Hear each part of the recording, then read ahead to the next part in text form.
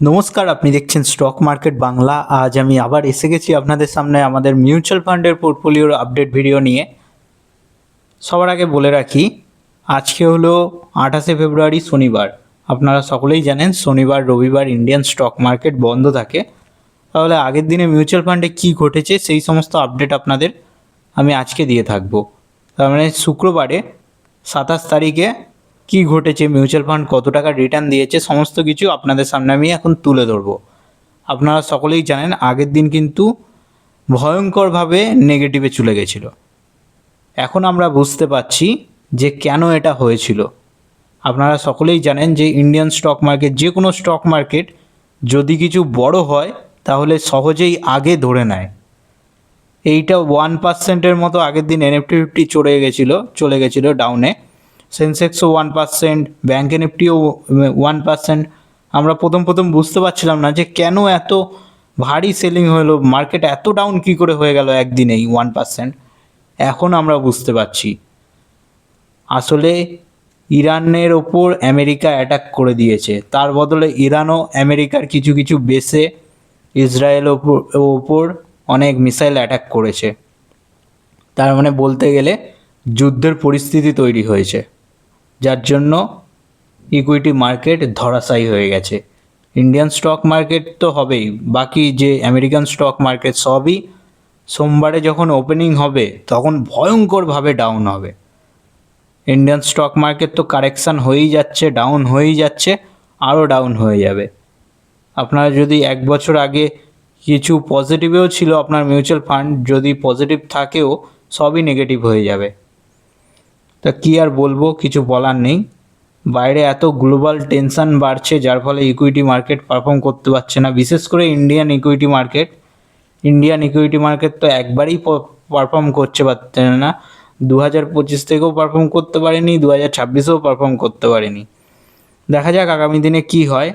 এবার যুদ্ধের সিনারিও কি হয়, কোনো কি টিক্স হয় নাকি, টেম্পোরারি কিছু হয় নাকি, না এটা সরাসরি যুদ্ধে বদলানো হয়, সব কিছু আমরা দেখব। তার উপর ভিত্তি করে ইন্ডিয়ান স্টক মার্কেট নিজের চাল চালবে।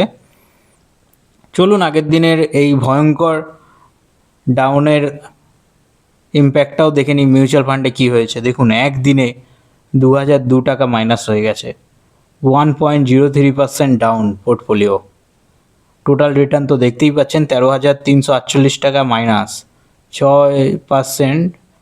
তার মানে 6.46%-এর মতো পোর্টফোলিও ডাউন। ইনভেস্টেড অ্যামাউন্ট দেখুন 2,06,648 টাকা। XIR দেখুন -2.69, 1% আগের দিন ছিল, একদিনেই পুরো 1% এক্সট্রা বেড়ে গেছে। আর ডে চেঞ্জের যদি দেখায় আপনি অবাক হয়ে যাবেন, সব নেগেটিভ।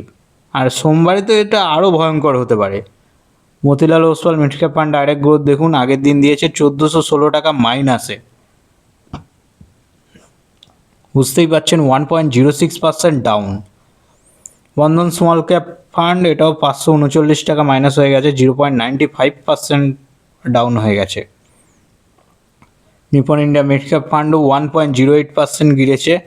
নিপন ইন্ডিয়া স্মল ক্যাপও 0.60%-এর মতো গিরেছে। দেখুন নিপন ইন্ডিয়াতে 16 টাকা মাইনাস হয়েছে, নিপন ইন্ডিয়া স্মল ক্যাপে দেখুন 9 টাকা মাইনাস হয়েছে। এইচডিএফসি ফ্লেক্সি ক্যাপও 1.09% গিরেছে, 11 টাকা মাইনাস হয়ে গেছে। পারাক পারিকও 0.88% গিরেছে, যার ফলে 9 টাকা 28 পয়সা মাইনাস হয়ে গেছে। ডিএসপি মাল্টি অ্যাসেট অ্যালোকেশনও দেখুন 0.67%-এর মতো ডাউন খেয়ে গেছে, যার ফলে 0.72 পয়সা নেগেটিভ হয়ে গেছে। তার মানে আগের দিন মার্কেট ভয়ঙ্করভাবে গিরেছিল, তার ইম্প্যাক্টটা আমরা এখন বুঝতে পারছি কী জন্য মার্কেট গিরেছিল। মার্কেট আগে থাকতেই আভাস পেয়ে গেছিল এই যুদ্ধের, যার জন্য মার্কেটে ভয়ঙ্কর কারেকশান দেখা গেছে। এবার আমাদের কাছে সব কিছু সাফ হয়ে গেছে। সোমবারে আশা করি গোল্ড অ্যান্ড সিলভার জোর দৌড়াবে, এটা তো স্বাভাবিক বিষয়। যখনই গ্লোবাল আনসার্টেনিটি তৈরি হয় তখনই গোল্ড অ্যান্ড সিলভার র্যালি দেখায়।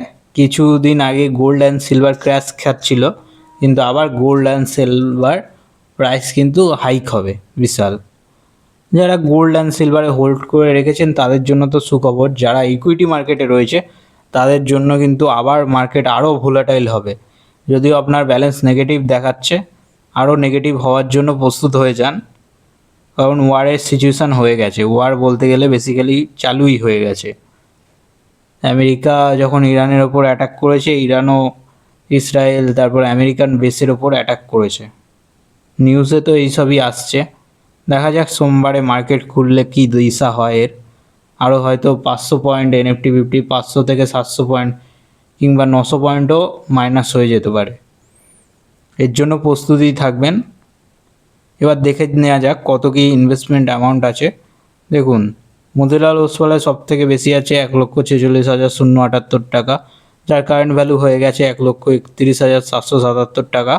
বন্ধন স্মল ক্যাপে দেখুন 55,678 টাকা ছিল, যার কারেন্ট ভ্যালু 56,448 টাকা হয়ে গেছে। Nippon India small growth mid cap ফান্ডে দেখুন 1,413 টাকা মতো ইনভেস্টেড ছিল, যার কারেন্ট ভ্যালু 1,472 টাকা হয়ে গেছে। নিপন ইন্ডিয়া স্মল ক্যাপে দেখুন 1,380 টাকা মতো ইনভেস্টেড ছিল, যার কারেন্ট ভ্যালু 1,373 টাকা শো হচ্ছে। HDFC ফ্লেক্সি ক্যাপে দেখুন 1,000 টাকা মতো ইনভেস্টেড ছিল, যার কারেন্ট ভ্যালু 1,079 টাকা শো হচ্ছে। পারাক ফ্লেক্সি ক্যাপে দেখুন 1,000 টাকা মতো ইনভেস্টেড ছিল, যার কারেন্ট ভ্যালু 1,044 টাকা শো হচ্ছে। DSP মাল্টি অ্যাসেটে 100 টাকা মতো ইনভেস্টেড ছিল, যার কারেন্ট ভ্যালু 160 টাকা শো হচ্ছে।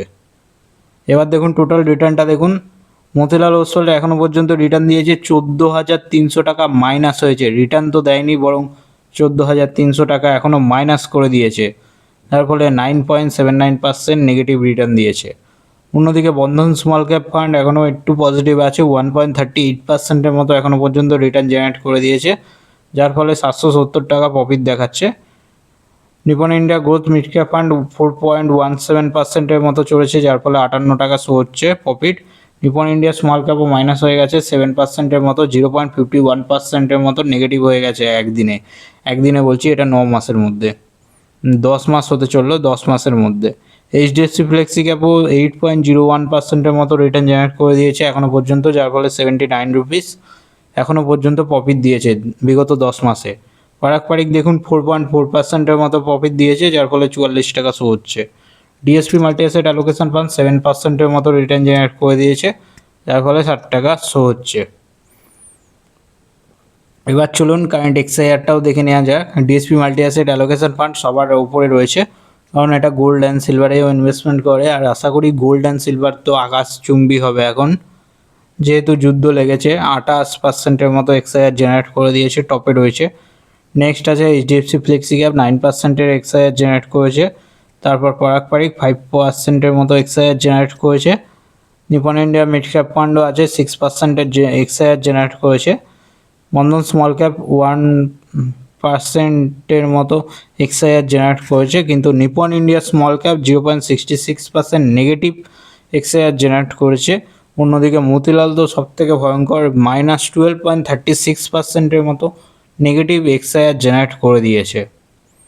এই তো ছিল মিউচুয়াল ফান্ডের টোটাল পোর্টফোলিওর ভ্যালু। এবার দেখিয়ে দিই টোটাল সিনারিওটাও।